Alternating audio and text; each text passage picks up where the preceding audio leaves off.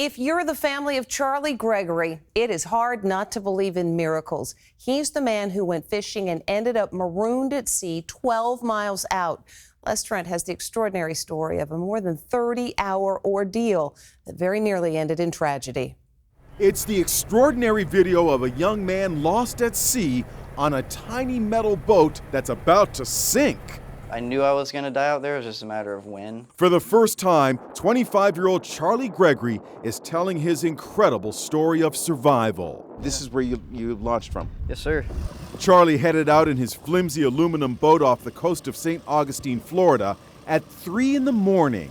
Went out to the same spot. I always go fish right on the inside of the jetties. Charlie had just anchored his boat and threw a line into these waters when a huge wave came, overturned his boat and actually ripped it away from the anchor. Then the receding waters of the low tide swept his boat out to sea.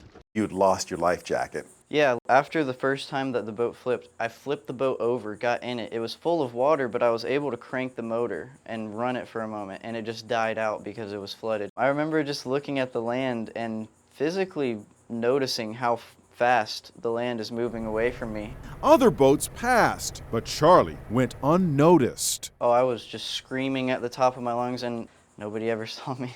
Clinging to his partially submerged boat in the scorching sun, Charlie got severely sunburned. He was covered in jellyfish stings. You saw some sharks as well. Absolutely. They just come up underneath the boat and, they're every bit the length of my boat. Charlie's parents, Raymond and Deborah, became worried when the afternoon came and Charlie hadn't returned home. Around 4 o'clock, I called the Coast Guard. A massive search was launched, but by nightfall, still no sign of Charlie. I was trying to just reconcile the fact that I might never see my kid again.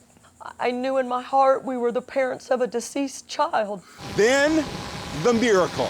Charlie heard the sound of the Coast Guard helicopter overhead.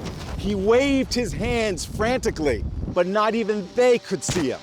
After about watching the plane do like 20, 30 laps back and forth, they all of a sudden just make a half loop and come straight back towards me. And man, that was the craziest moment. And I was just like, oh my God. I mean, this is it. Like, I don't have to die out here. That's right. After more than 30 hours lost at sea, Charlie was rescued. He was brought to shore where his parents were waiting on the dock.